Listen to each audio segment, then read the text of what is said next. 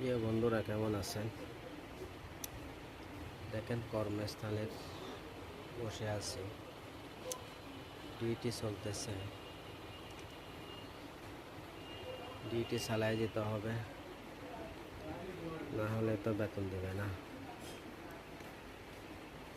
এভাবে হচ্ছে আপনার পুরুষ মানুষের সংগ্রামের জীবন। প্রিয় বন্ধুরা, শ্রম দিলে পয়সা, শ্রম না দিলে কোনো পয়সা নেই।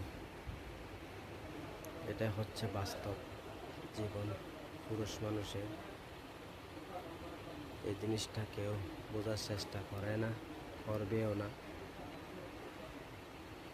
মৃত্যুকাল পর্যন্ত কেউ বিশ্বাস করবে না। এভাবে আমাদের জীবন চলে আর কি। প্রিয় বন্ধুরা, সবাই বেশি বেশি শেয়ার করবেন, পাশে থাকবেন।